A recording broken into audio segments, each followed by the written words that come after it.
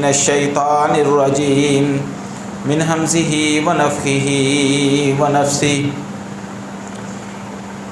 انا نحن نزلنا القرآن وانا له لحافظون وقال تعالی فی مقام آخر لا یأتیہ الباطل من بین یدیہ ولا من خلفہ تنزیل من حکیم حمید۔ ہر قسم کی حمد و ثنا اللہ وحدہ لا شریک رب ارض و سما کے لیے ہے۔ لا تعداد بے شمار درود و سلام جناب محمد الرسول اللہ صلی اللہ علیہ وسلم کی ذات اقدس پر۔ حضرات گرامی، یہ ایام جن سے ہم گزر رہے ہیں یہ حرمت والے مہینے ہیں۔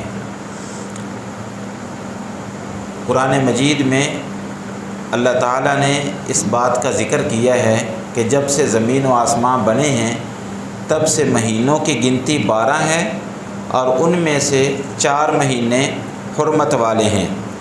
پھر حدیث میں اس کی تفسیر ہے کہ 3 مہینے پے در پے ہیں، ذوالقعدہ، ذوالحجہ اور محرم، اور 1 مہینہ سال کے درمیان میں رجب کا مہینہ ہے۔ اس کی کچھ حکمتیں ہیں اللہ کے نزدیک، جو نبی صلی اللہ علیہ وسلم نے وہ حکمتیں بیان کی ہیں۔ تو آج ذوالحجہ کی 18 تاریخ ہے۔ اس اعتبار سے بھی حرمت والے مہینوں کا میرا موڈ تھا کہ ان کے بارے میں آپ سے گفتگو کروں گا، اور 18 ذوالحجہ کے ساتھ خاص ایک بہت اندوہناک واقعہ تاریخ اسلام میں سیدنا عثمان بن عفان رضی اللہ تعالی عنہ کی شہادت کا واقعہ، تو اس کے بارے میں بھی کچھ گزارشات کرنے کا پروگرام تھا۔ لیکن عید والے دن جو انتہائی دردناک اور المناک امت مسلمہ کے لیے سویڈن میں واقعہ پیش آیا، اس سلسلے میں تمام مکاتب فکر کی تنظیموں نے متفقہ یہ فیصلہ کیا کہ یہ جمعہ حرمت قرآن یا فضیلت قرآن کے موضوع پر پڑھایا جائے۔ تمام خطباء سے انہوں نے اس بات کا تذکرہ کیا۔ تو آج وہ جو موسم کے اعتبار سے جو موضوع بنتے ہیں ان موضوعات کو انشاءاللہ آئندہ کے لیے موقوف کرتے ہیں، اور آج قرآن کے متعلق آپ کے سامنے کچھ گزارشات کرنا چاہتا ہوں۔ قرآن مجید اللہ رب العزت کی طرف سے نبی صلی اللہ علیہ وسلم کے اوپر ایک معجزہ ہے۔ وہ اس اعتبار سے کہ سابقہ جتنے انبیاء علیہ الصلاۃ والسلام آئے ان تمام انبیاء کو اللہ نے وقت کے حساب سے بھی معجزات عطا کیے۔ ویسے بھی انبیاء کے پاس معجزات ہوتے تھے، اللہ رب العزت عطا کر دیتا تھا۔ معجزہ یاد رکھیے معجزہ ہوتا ہے جو ما فوق الفطرت کوئی واقعہ رونما ہو جائے، ما فوق العادت، جس کی عادت نہ ہو، بندے کے اختیار میں نہ ہو۔ اگر ایسا کوئی واقعہ رونما ہو جائے تو اس کو معجزہ کہتے ہیں، اور یہ اگر نبی کے ہاتھ سے ہو جائے تو یہ معجزہ ہوتا ہے، اور اگر کسی بزرگ نیک صالح ولی آدمی کے ہاتھ سے ہو جائے تو ہم اسی چیز کو کرامت کا نام دیتے ہیں۔ اور اگر یہ کسی فاسق فاجر بدکار اور اللہ کے نافرمان اور باغی کے ہاتھ سے ایسا ہی کوئی واقعہ رونما ہو جائے تو نہ وہ معجزہ ہے نہ وہ کرامت ہے، بلکہ وہ جادو ہے اور شعبدہ بازی ہے۔ تو یہ ما فوق العادت یا ما فوق الفطرت جو چیز واقع ہو جائے اس کو معجزہ کہتے ہیں۔ سیدنا موسیٰ علیہ الصلاۃ والسلام کے دور میں جادو کا بڑا دورہ تھا۔ اللہ رب العزت نے ان کو ایسے معجزات عطا کیے جو جادو سے ریلیٹڈ تھے۔ مثلا ان کی لاٹھی کو سانپ بنا دیا، ان کے بازو کو ٹارچ بنا دیا، لائٹ بنا دیا، وہ اپنے بغل میں بازو نکالتے تھے تو روشنی ہو جاتی تھی۔ اس طرح کے معجزات سیدنا عیسیٰ علیہ الصلاۃ والسلام کے دور میں طب کا بڑا دورہ تھا، میڈیکل۔ اللہ رب العزت نے ان کو ایسا معجزہ عطا کیا، وہ بیماروں کے جسم پر ہاتھ پھیرتے اللہ شفا عطا کر دیتا۔ نبی صلی اللہ علیہ وسلم جس دور میں آئے اس دور میں زبان و ادب کا بڑا دورہ تھا، فصاحت و بلاغت بڑی عام تھی، وہ انتہائی فصیح و بلیغ لوگ تھے، عرب لوگ ان پڑھ ہونے کے باوجود ایک مجلس میں بیٹھے بیٹھے سینکڑوں کے حساب سے اشعار گا دیتے تھے، اشعار پڑھ دیتے تھے۔ ان کی چھوکریاں جنگلوں میں ایڑ چراتی، بکریاں چراتی، ان کو کوئی واقعہ پیش آ گیا اور وہ فی البدی اشعار پڑھ دیتی تھی، ایسی فصاحت و بلاغت تھی ان کے اندر۔ اللہ رب العزت نے ایسی قوم کے اندر قرآن مجید کو نازل کیا کہ تم اپنے آپ کو بڑا فصیح و بلیغ سمجھتے ہو، بڑا زباندان سمجھتے ہو، اپنے آپ کو عرب کہتے ہو، دوسروں کو عجم کہتے ہو، پھر یہ میرا قرآن ہے، فَأْتُوا بِسُورَةٍ مِّن مِّثْلِهِ، اس جیسی ایک صورت لے کر آؤ۔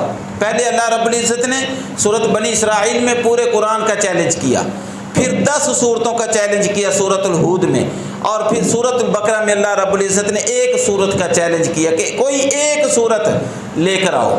وہ نہیں لا سکے اس لیے کہ وہ ایسا کر نہیں سکتے تھے، یہ کسی انسان کا کلام تھا ہی نہیں، بلکہ یہ اللہ رب العزت کا کلام ہے، اور اللہ کے کلام جیسا کلام کوئی انسان پیدا نہیں کر سکتا، کوئی انسان اس کلام کی طاقت نہیں رکھتا، اس لیے وہ عاجز آ گئے قرآن جیسا کلام لانے میں، اور جو ضدی تھے وہ کفر کی حالت میں مر گئے۔ جن کو اللہ رب العزت نے ہدایت دی وہ قرآن کو سن کے ہدایت یافتہ ہو جاتے تھے، قرآن کو پڑھ کے ہدایت یافتہ ہو جاتے تھے۔ سیدنا ابو ذر غفاری رضی اللہ تعالی عنہ کا واقعہ بڑا مشہور ہے کہ وہ جب آئے انہوں نے سنا کسی سے کہ مکے میں کوئی نبی آیا ہے، اور وہ جناب آئے ادھر مکے میں دیکھنے کے لیے، عمر بن طفیل دوسی، انہوں نے اس کو بھیجا سیدنا ابو ذر غفاری رضی اللہ تعالی عنہ کو کہ جاؤ معلومات کر کے آؤ کہ وہ نبی کیسا ہے۔ جب وہ آئے تو لوگوں نے بتایا کہ بھائی اپنے کانوں میں روئی ڈال لو، اپنے کانوں کو بند کر لو، یہ جادوگر ہے نعوذ باللہ، یہ بات کرتا ہے، یہ قرآن پڑھتا ہے تو بندے کے اوپر جادو ہو جاتا ہے۔ جب انہوں نے نبی صلی اللہ علیہ وسلم کی زبان سے اللہ کا کلام سنا فوراً مسلمان ہو گئے۔ اور آج بھی یورپ میں لوگ قرآن پڑھ کے، قرآن سن کے، قرآن کا ترجمہ پڑھ کے مسلمان ہو رہے ہیں۔ تو یہ اللہ کی طرف سے معجزہ تھا۔ یہ جب سے قرآن نازل ہوا تب سے اس کے خلاف سازشیں ہونا شروع ہو گئیں، لیکن اللہ نے قرآن نازل کرتے ہی فرما دیا انا نحن نزلنا الذکر و انا لہ لحافظون۔ اللہ نے اس قرآن کی حفاظت کا ذمہ لیا ہے۔ اس قرآن کی حفاظت 2 طرح سے کی ہے اللہ تعالیٰ نے، ایک ہے اس کی لفظی حفاظت، ایک ہے اس کی معنوی حفاظت۔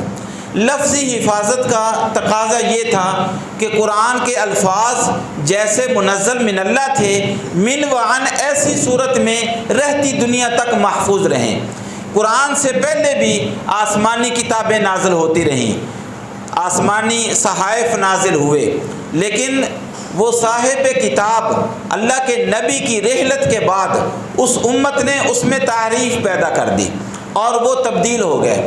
آج جو تورات اور انجیل یا بائبل جو ہمارے سامنے موجود ہے یہ وہ اصلی حالت میں نہیں ہے، بلکہ آج جو بائبل موجود ہے ہمارے ہاں یہ تو 4 اناجیل کا مجموعہ، اور ان میں سے بھی کوئی ایک۔ اس کی تاریخ شاید آپ لوگوں نے سنی ہو یا پڑھی ہو کہیں، جب بہت زیادہ انجیلیں آ گئیں، لوگوں نے ہر فرقے، عیسائیوں کے بڑے فرقے تھے اور اب بھی فرقے ہیں ان کے، اور جب ہر فرقے نے اپنی اپنی نئی انجیل گھڑ لی، مسلمانوں کے اندر بھی فرقے بازی ہے، کئی فرقے ہیں مسلمانوں کے اندر، کسی کے اندر یہ طاقت، یہ جرت نہیں ہے کہ وہ اپنا اپنا قرآن گھڑ لے، لیکن انہوں نے اپنی اپنی انجیل کو گھڑ لیا، ہر کسی نے کہا ہماری انجیل سچی ہے، حتیٰ کہ 100 انجیلیں ہو گئی ان کے پاس۔ ان کے پادری جمع ہوئے بھی یہ تو کام خراب ہے، لہٰذا کسی ایک پر اتفاق کیا جائے، تو انہوں نے ایک پروگرام بنایا، ایک بہت بڑے کمرے میں ٹیبل رکھ دی، اس کے اوپر 100 انجیلیں انہوں نے رکھ دی، کمرے کو تالا لگا دیا. فیصلہ یہ ہوا صبح تالا کھولیں گے, جو انجیل ٹیبل کے اوپر پڑی ہوگی وہ سچی ہے, جو نیچے گری پڑی ہوگی وہ جھوٹی ہے. صبح جب تالا کھولا تو 4 انجیلیں ٹیبل کے اوپر موجود تھی, باقی ساری نیچے گری پڑی تھی.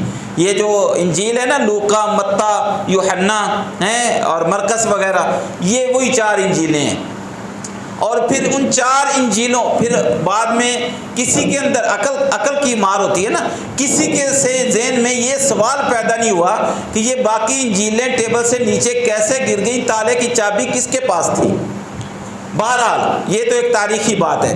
تو ان 4 انجیلوں میں پھر تحریف ہوئی, اور یہ جو آج کل بائبل, یہ جس کو عہد نامہ قدیم اور عہد نامہ جدید کہا جاتا ہے نا, یہ سینٹ پال کے خیالات کا مجموعہ ہے.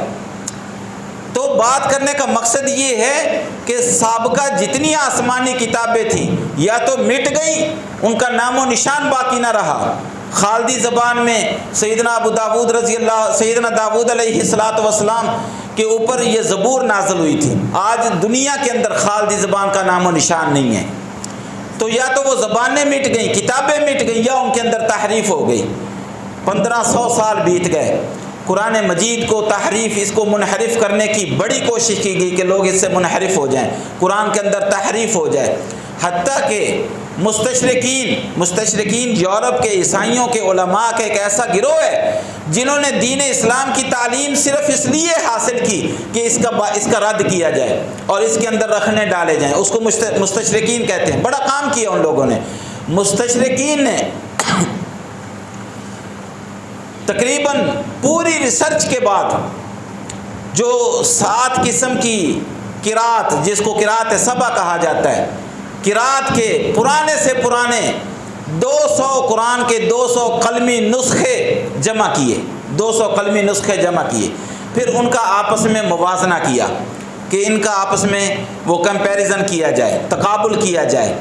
200 قلمی نسخے مختلف قراتوں کے, ایک حرف کا وہ فرق تلاش نہیں کر سکے, ایک حرف کا بھی فرق تلاش نہیں کر سکے. یہ قرآن معجزہ ہے, یہ اس کی لفظی حفاظت ہے. اللہ رب العزت نے اس کی لفظی حفاظت اس طرح کی ہے کہ اس کے اندر کوئی بھی بندہ تحریف نہیں کر سکتا, کمی بیشی نہیں کر سکتا. اور دوسری اس کی حفاظت معنوی حفاظت ہے کہ قرآن کی تفسیر کی حفاظت کی جائے. صحابہ کرام رضی اللہ تعالی عنہ کے بعد کچھ لوگ ایسے پیدا ہوئے جنہوں نے قرآن کے معنی میں تبدیلی کرنے کی کوشش کی کہ ویسے اس کی لفظی تحریف تو ہم کر نہیں سکتے, معنی کے اندر اس کے معنی کو چینج کر دیا جائے, مغالطے پیدا کیے جائیں تاکہ لوگ قرآن سے دور ہٹ جائیں یا قرآن کی غلط تشریح کر دی جائے. اللہ رب العزت نے صحابہ کرام, تابعین, تبع تابعین, محدثین, ایسے رجال پیدا کیے کہ جنہوں نے رسول اللہ صلی اللہ علیہ وسلم کی حدیثوں کو جمع کر کے قرآن کی وہ تفسیر جو خود رسول اللہ صلی اللہ علیہ وسلم نے بیان کی تھی وہ لوگوں کے سامنے آشکار کر دی. اور آج بھی منکرین حدیث اور یہ الحادی قوتیں قرآن کے اندر معنوی تعریف کرنے کی کوشش کرتی ہیں, اس کے اندر اشکالات اور مغالطات پیدا کرنے کی کوشش کرتی ہیں. لیکن آج بھی اللہ رب العزت نے ایسے علماء کو پیدا کیا ہوا ہے جو ان کا منہ توڑ جواب دیتے ہیں اور قرآن کی معنوی تعریف بھی کرنے کی اجازت نہیں دیتے. یہ 2 طرح کی حفاظت اللہ رب العزت نے اپنے ذمے لی اور اس کا طریقہ کار یہ اختیار کیا. اب مسئلہ یہ ہے کہ باتیں بہت قرآن کے فضائل کی باتیں میں نہیں کرتا, قرآن کی فضیلت کیا آپ لوگوں نے سنی ہوئی ہیں. جو موجودہ واقعہ ہوا ہے اس ضمن میں آپ سے چند ایک گزارشات کروں گا کہ یہ لوگ قرآن کی مخالفت کیوں کرتے ہیں, ان کو کیا تکلیف ہے قرآن سے آئے روز. سب سے پہلی بات تو یہ دیکھیے کہ ان کو بھی پتہ ہے کہ ہم قرآن جلائیں گے, قرآن کی کیا فائدہ ہوگا, قرآن جلانے کا کوئی فائدہ نہیں ہوگا, قرآن کیا جلانے سے ختم ہو جائے گا. یہ تو انہوں نے مسلمانوں کے جذبات کو چیک کرنے کے لیے ایک ایسے شو بازی کی ہے, ایک قرآن یا ایک صفحہ قرآن کا 2-4 صفحے جلا دیے.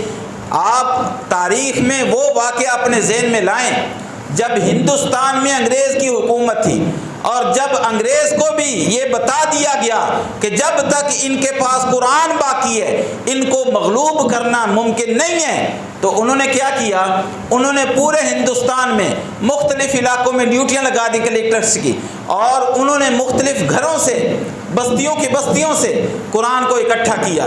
ہر گھر سے قرآن کے نسخے، مصحف، یہ کتابی شکل میں جو ہمارے پاس قرآن ہے، اس کو اکٹھا کر کے ڈھیروں کے ڈھیر لگا دیے اور ان کو آگ لگا دی کہ نہ ہوگا بانس، نہ بجے گی بانسری، نہ قرآن ہوگا، نہ یہ قرآن پڑھیں گے، نہ یہ قرآن کے اوپر عمل کر کے ہمارے اوپر حملہ کریں گے۔ انہوں نے ایسا کر دیا۔ مسلمان مجبور تھے، کمزور تھے، کچھ کر نہیں سکتے تھے، آنسو بہاتے ہوئے قرآن کے ڈھیر کو دیکھتے رہے، جلتے ہوئے قرآن کو دیکھتے رہے، اور پھر جب جذبات نے جوش مارا تو پھر وہی مسلمان بھاگے اپنے گھروں میں، اپنے معصوم بچوں کو لا کے اس ڈھیر کے سامنے کھڑا کر دیا اور بچوں کو کہا قرآن کی تلاوت کرو۔ حفاظ کرام جن بچوں نے قرآن حفظ کیا ہوا تھا، انہوں نے زبانی قرآن کی تلاوت کرنا شروع کر دی، اور وہ کلکٹر دیکھتے رہے کہ ہم نے ان کے جو کتابوں میں قرآن تھا وہ تو جلا دیا، ان کے سینوں سے کیسے نکالیں۔ ان کو پتہ ہے کہ قرآن کو ہم ختم نہیں کر سکتے، یہ صرف ہمیں چیک کرتے ہیں کہ ان کی غیرت کتنی ہے۔ اگر کوئی زیادہ رد عمل آئے گا تو تھوڑی دیر خاموش ہو جائیں گے، رد عمل کم ہوگا تو پھر کوئی اور شوشہ چھوڑیں گے۔ یہ کئی سالوں سے کام چل رہا ہے، کبھی رسول اللہ صلی اللہ علیہ وسلم کی گستاخی کرتے ہیں، کبھی خاکے چھاپتے ہیں، کبھی قرآن کو جلاتے ہیں، کبھی کچھ حرکت کرتے ہیں، کبھی کچھ حرکت کرتے ہیں۔ سوال یہ پیدا ہوتا ہے کہ وہ یہ کیوں کرتے ہیں؟ اس لیے کرتے ہیں کہ قرآن ان کے عقائد کے خلاف ہے، قرآن ان کے عقائد کا رد کرتا ہے۔ یہودیوں کا عقیدہ یہ ہے کہ سیدنا موسیٰ علیہ السلام اللہ کے بیٹے ہیں، سیدنا عزیر علیہ السلام اللہ کے بیٹے ہیں۔ عیسائیوں کا عقیدہ تثلیث کا ہے، عقیدہ تثلیث، کہ عیسیٰ علیہ السلام اللہ اور عیسیٰ کی والدہ سیدہ مریم یہ تین الہ ہیں، یہ تثلیث کا عقیدہ ہے۔ قرآن نے یہودیوں کے عقیدے کا بھی رد کیا، تثلیث کے عقیدے کا بھی رد کیا۔ قرآن خالصتاً اللہ کی توحید بیان کرتا ہے، خالصتاً اللہ کی توحید بیان کرتا ہے۔ یہ توحید ان کو گوارا نہیں ہے، ایک یہ نقطہ رکھیں۔ دوسرا یہ ہے کہ قرآن کے اندر یہودیوں کی حقیقت بیان ہوئی پڑی ہے، عیسائیوں کی حقیقت بیان ہوئی پڑی ہے۔ لن ترضى عنك اليهود ولا النصارى حتى تتبع ملتهم، کہ یہ کبھی بھی مسلمانوں کے حامی نہیں ہو سکتے۔ آج جو امن کے نام پر اور مذاہب کے درمیان راستہ نکالنے کے نام پر، یا مسلمان حکمران ایک دوسرے کے ساتھ گلوبل ولیج کے نام پر یہ جو بھی سارے تماشے اور ڈرامے کرتے ہیں، یہ ساری ان کی سازشیں ہیں، وہ مسلمانوں کے کبھی بھی دوست نہیں ہو سکتے۔ قرآن علی الاعلان یہ بات کرتا ہے، یہ بات بھی ان کو چبھتی ہے۔ تیسری بات یہ ہے کہ شیطان کا مقصد یہ ہے کہ مسلمان کو گمراہ کر کے جہنمی بنایا جائے۔ قرآن مسلمان کو ہدایت کے راستے پر لگاتا ہے۔ ان ھذا القرآن یہدی للتی ہی اقوم، یہ قرآن ہدایت کے راستے پر لگاتا ہے۔ تیسری تکلیف ان کو یہ ہے۔ تو بہرحال اسباب ہیں جن کی بنیاد پر وہ یہ ایسی بھونڈی حرکتیں کرتے ہیں۔ اب اگلا سوال یہ پیدا ہوتا ہے کہ ہمیں کیا کرنا چاہیے؟ اپنی روڈوں کے اوپر ریلیاں نکالیں، ٹائر جلائیں، اپنی دکانوں کو نظر آتش کریں، بڑے بڑے پلازوں کو نظر آتش کریں، گاڑیاں جلا دیں، اپنا مالی نقصان بھی کریں، اپنا منہ بھی کالا کریں۔ ایک تو یہ کام ہے جو ہم کرتے ہیں، ہر دفعہ کرتے ہیں۔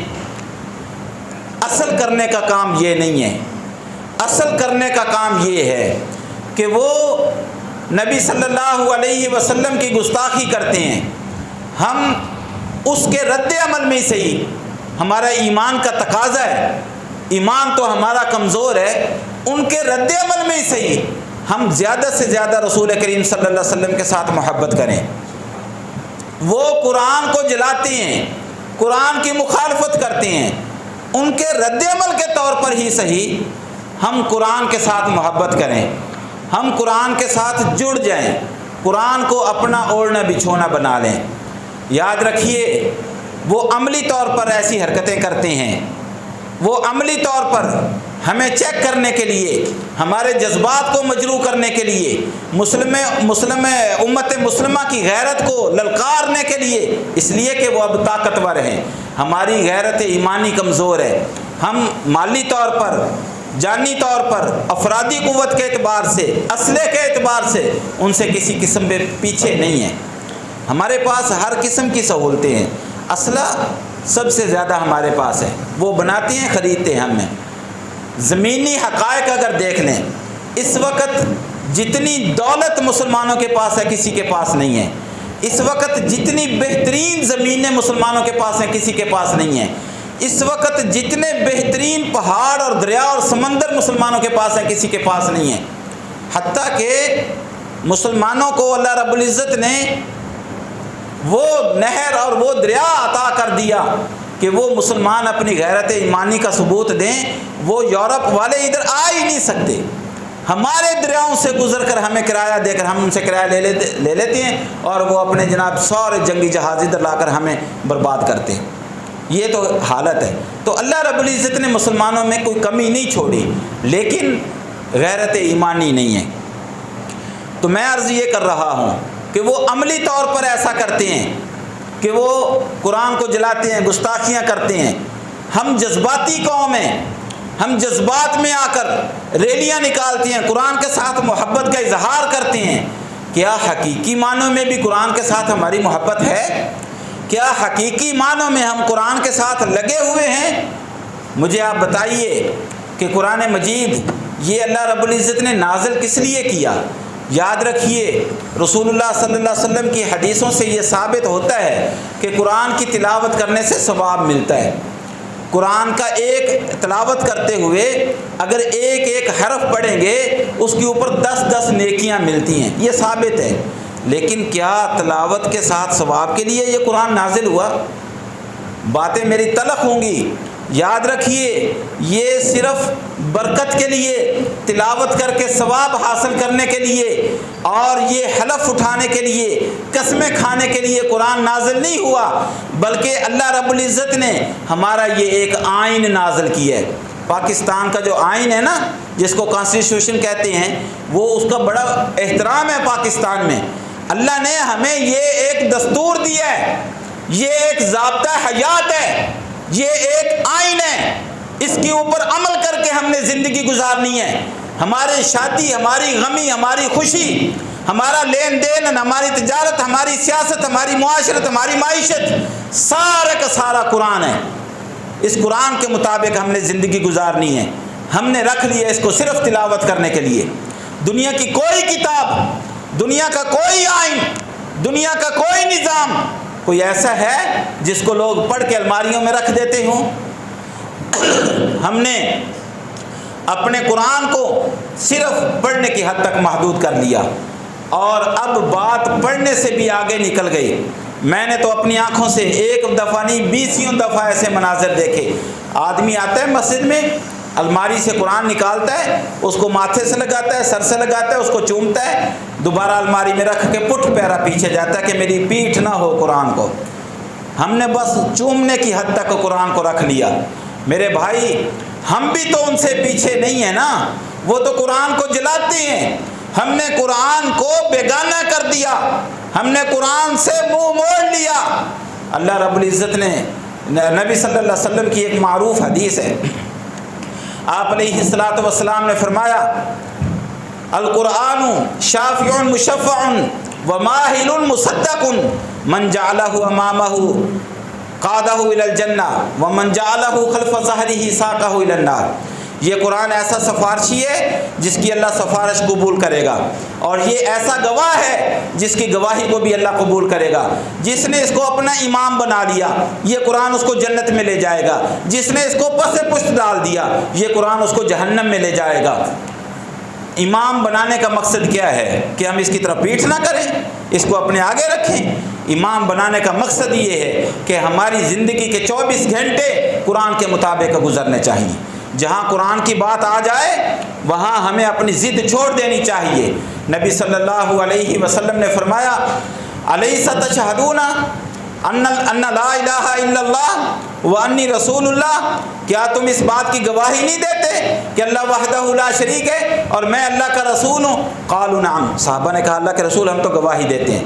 پھر آپ علیہ الصلوۃ والسلام نے فرمایا فإن هذا الكتاب تعرفوه بيد الله وتعرفوه بأيديكم فتمسكوا به والله لن تضلوا ولن تهلكوا بعده ابدا. یہ قرآن اللہ کی ایسی کتاب ہے جس کا ایک سرا اللہ کے ہاتھ میں، دوسرا سرا تمہارے ہاتھ میں. اگر تم اس کو مضبوطی سے تھام لو گے کبھی بھی تم گمراہ نہیں ہو سکتے اور ہلاک نہیں ہو سکتے. اس کو مضبوطی سے تھامنے کا مطلب یہ ہے کہ ہم اس کو چومیں چاٹیں، ہم اس کو اپنے ماتھے سے لگائیں یا اس کے مطابق اپنی عملی زندگی میں اس کو نافذ کریں. میرے بھائی، صحابہ کرام رضی اللہ تعالی عنہم، ان کا معمول کیا تھا؟ وہ قرآن کے ساتھ جڑے ہوئے تھے. جہاں قرآن آ گیا وہاں بس باقی سب باتیں ختم. میں صحیح بخاری سے ایک دو واقعات آپ کے سامنے گزار کرتا ہوں. اب دیکھیے سیدنا ابو بکر رضی اللہ تعالیٰ عنہ کو معروف واقعہ صحیح بخاری کے اندر ہے. قرآن میں وہ واقعہ افک سیدہ عائشہ رضی اللہ تعالیٰ عنہ کے اوپر جو منافقین نے بہتان لگایا وہ قرآن میں موجود ہے سورۃ النور میں. وہ بہتان لگانے میں 3 صحابہ اس بہتان تو نہیں لگایا تھا انہوں نے، لیکن اس کے اوپر اعتماد کیا اور اس کو ہوا دی. ان میں ایک مستہ بن اساسہ رضی اللہ تعالیٰ عنہ وہ بھی تھے. وہ سیدنا ابو بکر رضی اللہ تعالیٰ عنہ کے رشتے میں بھانجے تھے اور اتنے مسکین اور غریب اور فقیر تھے کہ ان کے فاقے تھے، گھر میں روزی روٹی نہیں تھی. سیدنا ابو بکر رضی اللہ تعالیٰ عنہ اپنی کمائی سے ان کا وظیفہ مقرر کیا ہوا تھا بھانجے کا، ہر مہینے ان کو راشن دیتے تھے. جب ابو بکر رضی اللہ تعالیٰ عنہ کو پتہ چلا کہ ہیں اب ذرا نفسیاتی طور پر، فطری طور پر اپنے اوپر یہ واقعہ فٹ کر کے دیکھیں، آپ یا میں، میری بیٹی کے اوپر کوئی بندہ گندا الزام لگائے میں اس کو معاف کروں گا؟ کوئی بندہ برداشت کرتا ہے اپنی بیٹی کے اوپر الزام، اور وہ بھی جھوٹا، اور خاص طور پر الزام لگانے والا بھی وہ جس کے اوپر آپ احسان کرتے رہے ہوں؟ سیدنا ابو بکر کو بڑی تکلیف ہوئی. انہوں نے کہا واللہ لا انفق علی مستہ بعد ذلک علی عائشہ، عائشہ کی خاطر میں مستہ کے بعد آئندہ کبھی اس کے اوپر خرچ نہیں کروں گا. اس کا راشن بند کر دیا. یہ ایک غیرت، ایک غصہ، بیٹی کے ساتھ محبت کا تقاضا تھا. اللہ رب العزت نے قرآن نازل کیا وَلَا يَأْتَلِ أُولُو الْفَضْلِ مِنْكُمْ وَالسَّعَةِ أَنْ يُؤْتُوا أُولِي الْقُرْبَى وَالْمَسَاكِينَ وَالْمُهَاجِرِينَ فِي سَبِيلِ اللَّهِ وَلْيَعْفُوا وَلْيَصْفَحُوا. اور آگے اللہ نے کیا فرمایا؟ أَلَا تُحِبُّونَ أَنْ يَغْفِرَ اللَّهُ لَكُمْ. تم میں جو مالدار ہے اس کو ایسا نہیں کرنا چاہیے کہ وہ اپنا راشن جس کو دیتا ہے وہ روک لے. کیا تم اس بات کو پسند نہیں کرتے کہ اللہ تمہاری مغفرت کرے؟ جب قرآن کی یہ آیات نازل ہوئی، اب ادھر واقعہ دیکھ لیں، ادھر غیرت، بیٹی کی غیرت کا اور غصے کا انداز دیکھ لیں. جب قرآن کی یہ آیت نازل ہوئی سیدنا ابو بکر رضی اللہ تعالیٰ عنہ انہوں نے اپنا سر جھکا دیا. انہوں نے کہا بلا انی ارید ان یغفر اللہ لی، بلا انی ارید ان یغفر، میں تو چاہتا ہوں اللہ مجھے معاف کر دے. فوراً چل کے گئے اپنے بھانجے مستہ کے پاس، کہا بھائی یہ تیرا راشن آئندہ کبھی بند نہیں ہوگا. جب قرآن کی آیت آ جائے، جب قرآن کا حکم آ جائے، قرآن کہتے اطیعوا اللہ واطیعوا الرسول، اور ہم امتیوں کے پیچھے پڑے ہوئے. قرآن کہتے ہیں ان اللہ لا یغفر ان یشرک بہ، اور ہم درباروں مزاروں پر پڑے ہوئے ہیں. عیینہ بن محسن بن بدر ایک صحابی تھے سیدنا عمر رضی اللہ تعالیٰ عنہ کے دور خلافت میں. وہ آئے اور ان کا اس آدمی کا، عیینہ بن محسن کا بھتیجا تھا حر بن قیس بن محسن. وہ انتہائی ذہین، پڑھا لکھا اور قابل آدمی تھا، جس کی وجہ سے عمر رضی اللہ تعالی عنہ نے ان کو اپنی مجلس مشاورت میں رکھا ہوا تھا، اپنی کابینہ کا رکن بنایا ہوا تھا. وہ آیا اپنے بھتیجے کے پاس، اس نے کہا بھی تیری تو بڑی ٹور ٹپا ہے بھائی خلیفہ امیر المومنین کے پاس، مجھے بھی ٹائم لے دے، میں نے کچھ بات کرنی ہے. انتہائی اختصار سے بات کر رہا ہوں، صحیح بخاری کے اندر یہ واقعہ موجود ہے. وہ کہتے ہیں کوئی مسئلہ نہیں ہے، وہ تو ہر کسی کو ٹائم دے دیتے ہیں، آ جاؤ میں ملاقات کروا دیتا ہوں. امیر المومنین کے پاس گیا، کہا امیر المومنین یہ میرا چچا ہے، آپ سے کچھ بات کرنا چاہتا ہے تو آپ ان کی بات سن لیں. انہوں نے کہا ٹھیک ہے، یہ تیرا چچا ہے تو میرے لیے بھی قابل احترام ہے. وہ تھا بدو، دیہاتی آدمی، اکھڑ مزاج، جیسے ان کو بات کرنے کا سلیقہ طریقہ نہیں ہوتا. اس نے چھٹتے ہی کہا یا امیر المومنین، بلکہ بخاری کے الفاظ ہیں یا عمر، امیر المومنین بھی نہیں کہا، یا عمر بن خطاب لا تعطینا الجز ولا تحکم بیننا بالعدل، نہ تو ہمیں عدلیت دیتا ہے، نہ تو ہمارے ساتھ انصاف سے کام کرتا ہے، عدل تو تیرے اندر ہے ہی نہیں. یہ کس کو کہہ رہے ہیں؟ عمر کو۔ ان کے چہرے کا رنگ متغیر ہو گیا، اور علماء نے لکھا ہے، حدیثوں کے اندر موجود ہے کہ جب ان کو غصہ آتا تھا اور کسی کے ساتھ ان کو غصہ ایسا کہ اب اس کا تیا پانچا کر دیں گے، پھر وہ اپنی تھوک لگا کے نا، یافتلو کے الفاظ ہیں، تھوک لگا کے مونچھوں کو بل دیتے تھے۔ جب وہ حر بن قیس نے دیکھا نا کہ کام تو گیا، اب ان کے غصے کو کنٹرول کرنا میرے لیے ممکن نہیں ہے، یہ تو مونچھوں کو بل دے رہے ہیں، اب میرے چاچے کا تیا پانچا ہو گیا، اور کچھ نہیں سوجا اس کو۔ اس نے فوراً کہا یا امیر المومنین انزل اللہ علی نبیہ خذ العفو وامر بالعرف واعرض عن الجاہلین وہذا من الجاہلین۔ اللہ نے اپنے پیغمبر پر یہ قرآن نازل کیا ہے کہ جاہلین سے درگزر کرو، ان کو معاف کر دو، ان کو اچھے طریقے سے سمجھاؤ، یہ میرا چچا جاہل ہے۔ قرآن کی آیت پڑھی، سیدنا عمر بن خطاب رضی اللہ تعالیٰ عنہ کا سر جھک گیا۔ عبداللہ بن عباس اس حدیث کے راوی ہیں، جو انہوں نے پھر الفاظ بولے عبداللہ بن عباس نے، کان وقافا عند کتاب اللہ، اللہ اکبر۔ عمر بن خطاب کے سامنے جب اللہ کی کتاب آ جاتی، عمر بن خطاب کا سر جھک جاتا، تو وہ قرآن کے ساتھ جڑے ہوئے تھے۔ آج ہمارا رویہ قرآن کے ساتھ کیا ہے، یہ آپ بھی جانتے ہیں، میں بھی جانتا ہوں، ڈھکی چھپی بات نہیں ہے۔ اس لیے میرے بھائی، آج نہ ہمارے پاس طاقت ہے، نہ قوت ہے، نہ فوج ہے، نہ اسلحہ ہے۔ یہ سارے کے ساری طاقتیں، فوجیں، اسلحہ، یہ ان کے یورپ کے اور ان کے گماشتوں کے پاس ہیں۔ یہ جو ہمارے حاکم ہیں، یہ سارے کے سارے ان کے غلام اور ان کے گماشتے ہیں۔ ہمیں کوئی توقع نہیں ہے ان سے یہ کوئی قدم اٹھائیں گے، یہ کوئی بائیکاٹ کریں گے، یہ کوئی منہ توڑ جواب دیں گے، ہمیں کوئی امید نہیں ہے۔ اور منہ توڑ جواب ہمیں دینے کی طاقت نہیں ہے، ہم تو عوام ہیں، تو پھر ہم کدھر جائیں؟